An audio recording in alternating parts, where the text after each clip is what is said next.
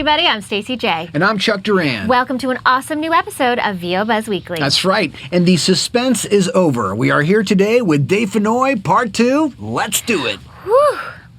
What kind of odd jobs did you do to support yourself before voiceover started? Well, let's see. When I first came down to LA, when that in I the like 90s, the story already. It's like, here we go. I mean, I've done some crazy odd jobs. I was a taxi driver way back in the day for about that long. I did telephone sales for even a short amount of time, and I should have known that job lasted about a week, and I should have known on day one. They said, "But listen, when you do this, you don't have to use your real name. Oh, not again! You can be anybody you want to be."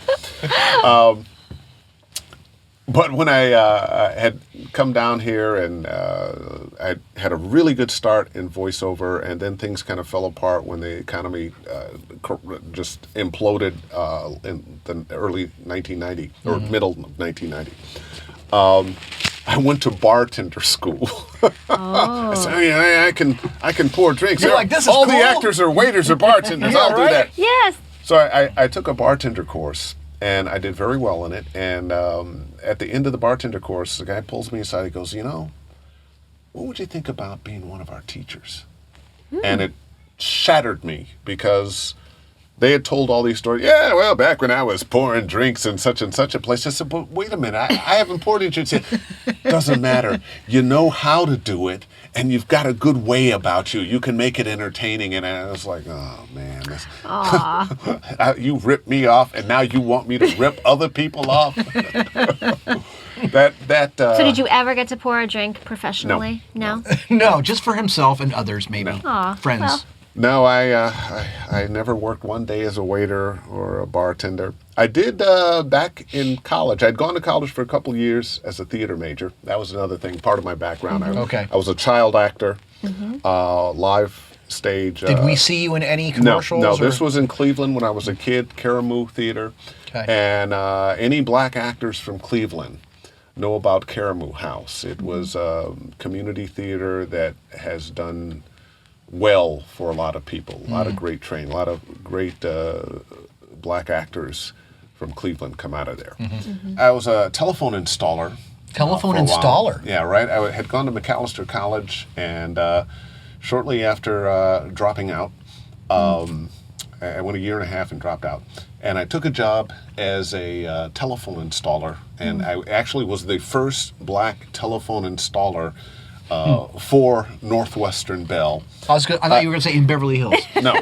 This is in Minnesota. Minnesota, climbing poles in the dead of winter, looking for a little green and white pair in a pair of 150 when it's 30 below. Wow. I stayed on that job about a year. Also, at the same time they hired me, they also hired the first women installers. They'd had women selling before, but...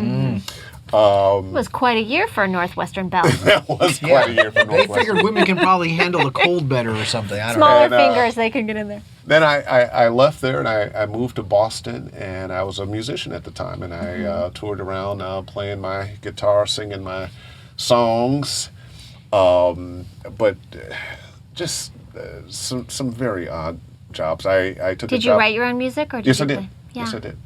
I had a job for a while right after I'd gotten married. No, it was right after my child had been born. I took a job because I had been a musician and I wasn't making any money. Took a job as a head cashier at a place called the General Store in Washington, D.C. And shortly after that, realized I wasn't going to grow up to be a rock and roll star. Took the Columbia School of Broadcasting course. We've all heard about that. Moved to California with my family and started knocking on the broadcast doors and managed somehow to begin a broadcast career. Usually supposed to go to little town. Yeah. I started in a major market and was able to end up being a morning guy on a couple different stations in that major market. So Wow. Dream big, baby. I was right. fortunate. That's That's awesome. very cool. Love it. I love that. What do you got for him?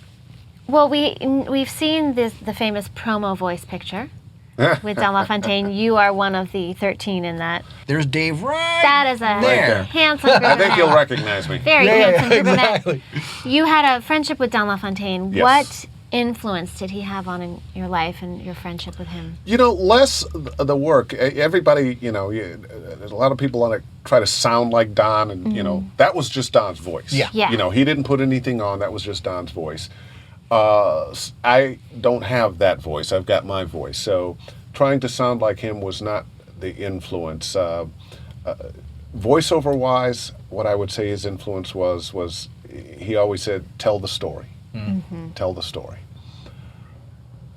The influence I think he had on me mostly was he was such a kind, generous, intelligent man. He loved his family to death. You could never go any place with him and pick up the check. I was on a number of committees with him, with the union, in the book, Secrets of Voiceover Success. We took a number of trips out to New York for book signings and whatnot. And whenever we got together, it'd be he and I and Joe Cipriano and Bill Ratner and bunches of other voiceover folks. We'd go have a great dinner, and this dinner might be $3,000-$4,000. And Not your typical night out, right? You were not at Red Lobster? Yeah. not at Red Lobster. Sizzler? I remember a night at Sushi Samba. Oh. And the check comes, and you're thinking, okay, well, we're going to figure out. Phew, Or we can $1,000 just, we can, apiece. we can just, 1,000 each. yeah. No, he picks up the check every time. Every time. He was a guy, he knew his worth. He knew he was at the top of his game. He never lorded it over anybody. Just a fantastic human being and gone too soon. Oh, yes. Yeah, absolutely. Yeah. Gotta agree to that. Who do you think, for you, who was the biggest influence in your voiceover career? Wow. James Earl Jones was one. Okay. Percy Rodriguez. Percy Rodriguez. Wow. He had this fabulous voice. Pacific Bell, Pacific Telesis Company. He did a lot of trailers in the 80s and 90s. A lot of horror films that he did, but just a great voice, and I used to love listening to him, and he was a great inspiration. That's cool, man. And just really quickly, you said earlier, which I found really, really interesting and cool, that Stacy asked you, what do you think you're great at, and what do you think you need a little bit more, or you're still working on, and you're like, I'm still working on everything. Oh yeah. You want to be better at everything that you do. So, is there anything that you do to actually practice or to get better or to just, hone in on your skills and better your skills? Is there anything that you do, or anything that you could let other people say, hey, this is what I would recommend that you do? Well, one of the things I do is I have a voiceover workout group.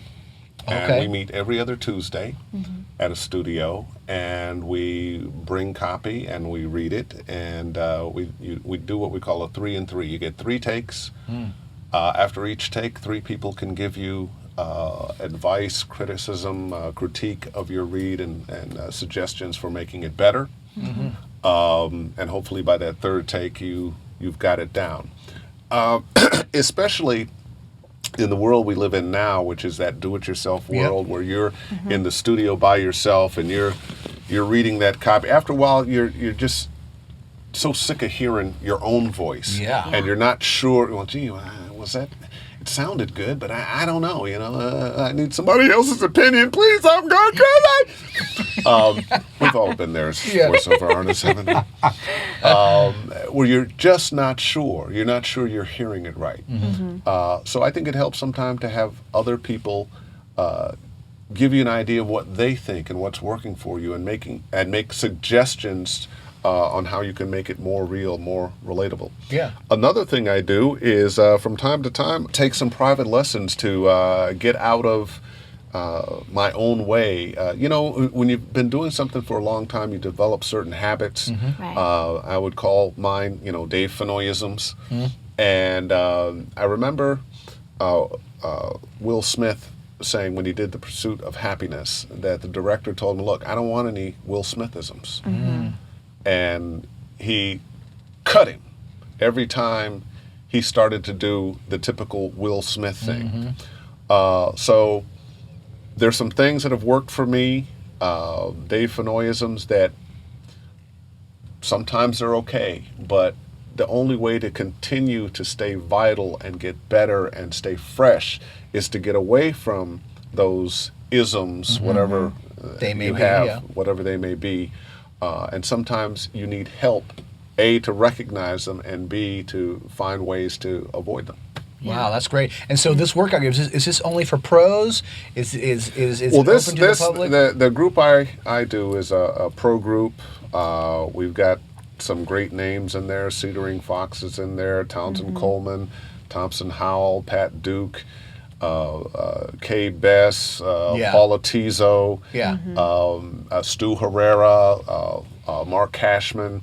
It's a long list of people who have been doing this for a long time, and they're people who you trust. Yes. And the reason I came up with this, not that I'm the first person to think of it, because Lord knows but it's a great thing, yeah. When I first came to town, I'd been here for a few months, and I'd taken some classes, and it occurred to me I was spending a lot of money on classes, and there were people I was meeting in the voiceover business, other voices, whose opinions I trusted, and we decided to save ourselves some money that we would do a voiceover workout group.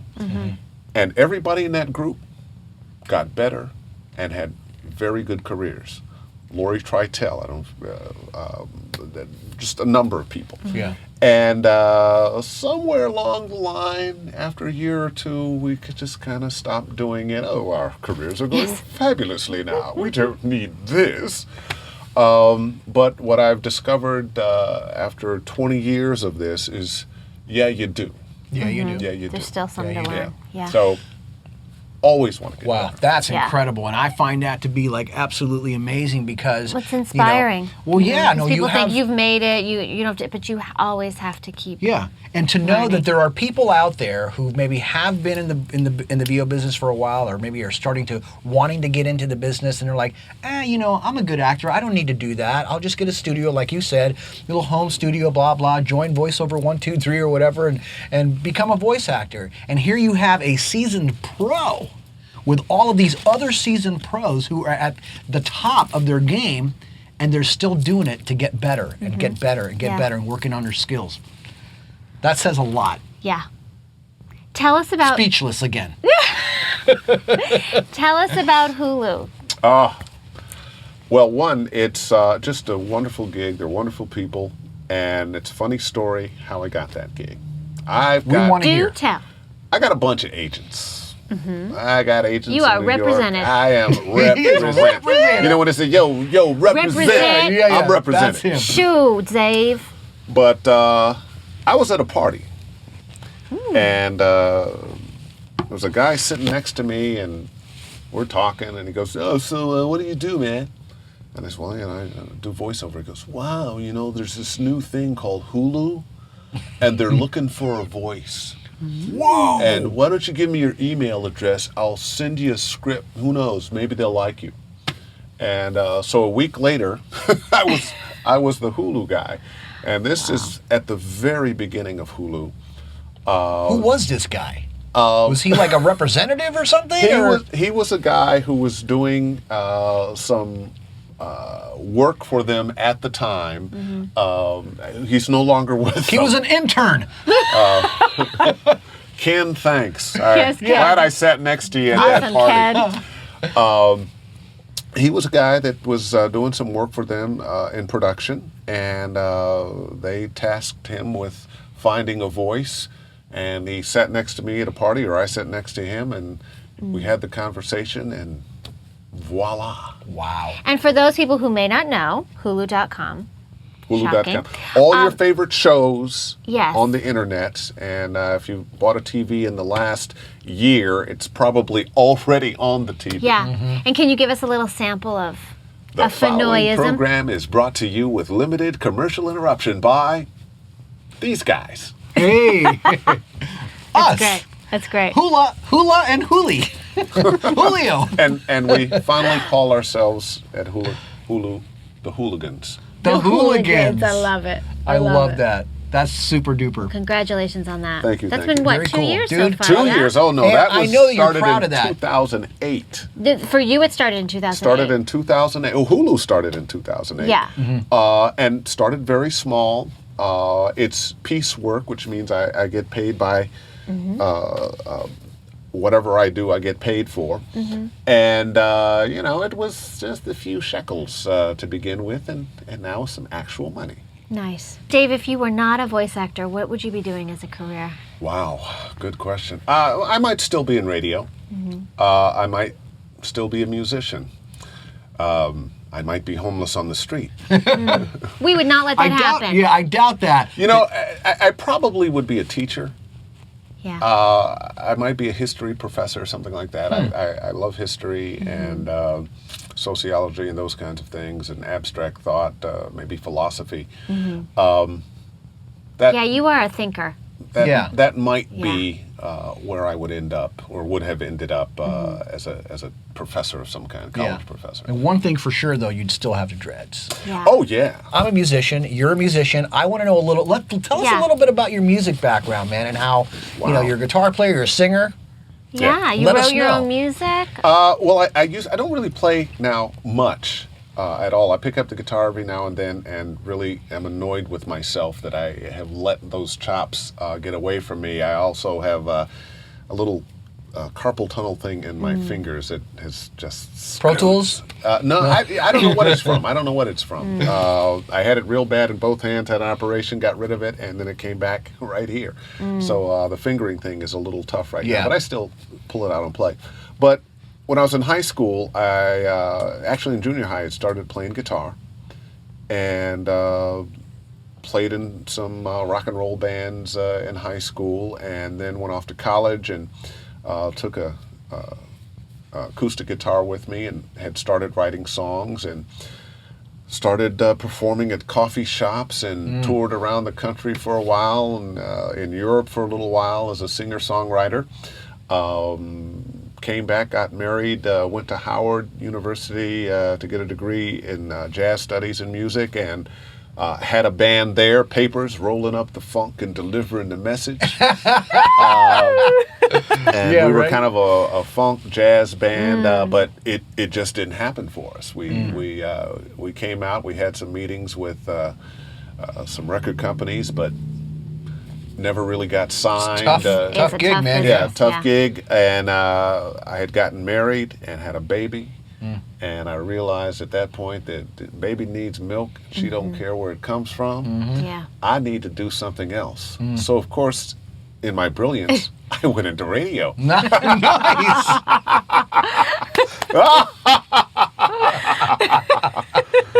I was very fortunate that you were. my radio career took off and did well, because I had no idea how ridiculous an idea that was. Let's see, I'm not making it in music. I know, I'll go into radio. I'll go play music. Yes. But that's the cool thing is when you're met at that fork in the road. You know what I mean? And it's like, this is not going to work out because I need to do this now, and I need to take make a change. And you go for something even crazier. Yeah. But boom, it works. I'll tell you what's crazy is I've got friends I went to school with, to Howard University, like Melvin Lindsay, who's now playing in the Tonight Show band. So I have a lot of people I know that I'm still friends with that are really fine musicians. Yeah. So. Yeah. That's cool. I think it's worked out. Absolutely, no, man. I have no regrets. No. You've got mugs, Dave You got Fennoy. mugs, but let me ask you this. And shirts at DaveFennoy.com. Little cheers Yeah, here. let's cheers. Cheers. Let's cheers. Cheers. We're going to cheers to that. Woohoo. Oh, this is good water. How do The you water tastes better do you even. feel that having that music background and being a singer and having that manipulation of your voice? Yes. Absolutely. Okay. There's something about the music of our speech. Everybody's voice has its own particular song. And you start talking about rhythms and timing and you have to have that, even when it's prose, not poetry. There's still a certain rhythm and beat to it that, I think sometimes having a music background helps you with. Absolutely. Yeah. There you go. Got to start singing, man. Okay, pick a number between 1 and 129. 1 and 129, 57. 57. Whoa. All right. Now pick a number between 1 and 4, please. 3. 3. Well, this is good for you because you're a political guy. If you were elected to be a leader of a foreign country tomorrow, what country would you want it to be, and what would be your first official act? A foreign country? You can pick the U.S. If I were elected to be, let's say, Brazil popped up. And Okay. Okay. you know. What would be your first official act as the president of Brazil? I'm not sure what foreign country I would want to be president of. I love Brazil. I love Thailand. I love France. There are a lot of countries that I love, but I love the United States more than any country. And it's the kind of love that is not blind, however. I see very clearly that we have challenges in this country. There are some wonderful things about us, and there's some things that we really need to work on and change. I agree, man. However, this is not a country where, as president, you can just dictate. Yeah, Were I exactly. the emperor of, Yes. of the United States? We'll play Let's Pretend. Let's pretend you were the emperor for Fennoy. What would you do? There'd be Medicare for everybody. We would have an assault weapons ban. I'm thinking just of this latest debacle. Sure. And education would be free. And those three things, I think, would be Because they at the certainly top. trickle down to help other areas too. Yeah. Those would be at the top of my list. Well, I'd vote for you, Dave. Yeah. Thank you. Me too. Emperor Billy Ocean. Yeah. Mainly because I'd get to hang out with you and say, hey, I know the emperor, you know? Yeah, exactly. Emperor Dave. Emperor Dave. That's Who awesome. knows? Maybe it's a new character for you. Yeah, right? Well, Find I've a voice played for him. God in a lot of things Yeah. because of the deep voice. Yes. I don't think I've played an emperor. Played all kinds of generals, a lot of officious characters, but never an emperor. Maybe that's coming up. It's coming. I got a good one for you. Uh-oh. You're going to have to think about this. I'm scared. Yeah, you should be scared. 3 words that describe the essence of Dave Fennoy. Wow. Kind was the first word that came to mind. Intelligent, somebody's going to disagree with that. They're just stupid.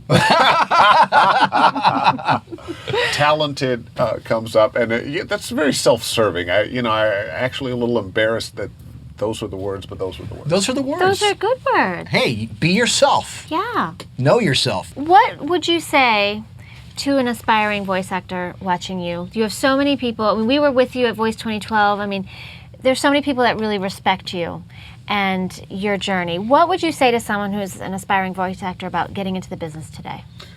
Well, don't take it lightly. A lot of people think of voiceover work as something that's easy to do. Hey, I talk all the time. Yeah, I ought to be able to do this. And I can read, too. Quick, easy money, yeah. Quick, easy money. A lot of DJ friends of mine used to say that kind of thing to me all the time. Well, let's see, it's September. I ought to get a tape together. That way I can make some of that Christmas money. And I go, Christmas, what year? yeah, well, exactly. You have to take it very seriously. It really is an art. The whole idea is that your heart and mind, through your voice, is touching other people. And if they don't have an emotional connection to you, it isn't going to work. So your reading skills have to be up. Your enunciation and pronunciation have to be up. You have to be able to connect. You have to work at those things. And then there's the business side of this business. And once again, we're in a do-it-yourself world now. So it's incumbent upon yourself to create your brand, promote your brand, how you market yourself, all of those things count. We're in a world where you may or may not have an agent. I'm fortunate to have representation, but people who don't, well, there's the pay-to-play way. But once again, your website's got to be right, your demos have to be right, your interaction with clients has to be right. You have to be professional at the same time, warm and friendly. You have to realize you are offering them a service that they need. You can't be needy. I think one of the kisses of death, is that neediness. Is like, I got to get this job, man. Yeah. Listen, do you got anything? Because I really, my rent is due, and nobody Not wants to gonna hear happen. that. Nope. Nobody wants to hear that. So even before you have that strong career, you have to have that belief in yourself. As I was saying, fake it till you make it. And if you believe in the Bible and Bible verses, as a man thinketh, so is he. And that same idea goes across many cultures, many religions. I'm not just trying to put forth Christianity or anything, but believe in yourself. See it in your mind. Manifest it in your mind first, and then take the steps. God helps those who help themselves. You have to do. Absolutely. You have to do. Do something every day to push your career forward. Wow, that's good. Amen, Amen to Dave. that. My good friend, our good friend, Scott Rummel. My good friend too. Yes. Exactly. He said to me once, if you treat it like a hobby, it will only cost you money. If you treat it like a business, it could pay you like no other business. Exactly. So Yeah. true. So, So true. no hobbies out there. Yeah. Well, you can have a hobby. Absolutely. I got a business. But just call it that. You know what I mean? Say, what's your hobby? Yeah. Voiceover. Yeah. What is your definition of happiness? Wow. Happiness is, I think, a misunderstood word. I like the word contentment better.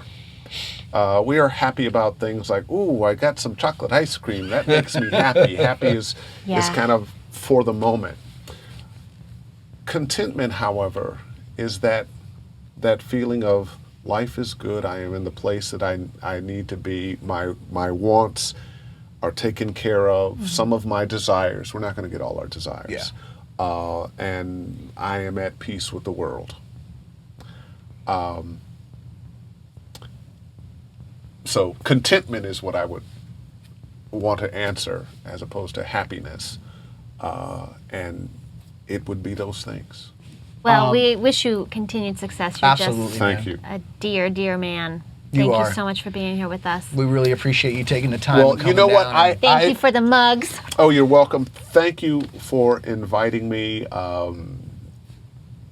I started watching the show after they invited me, and watch these episodes if you're interested in voiceover and getting your career together. You will learn so much from so many talented people.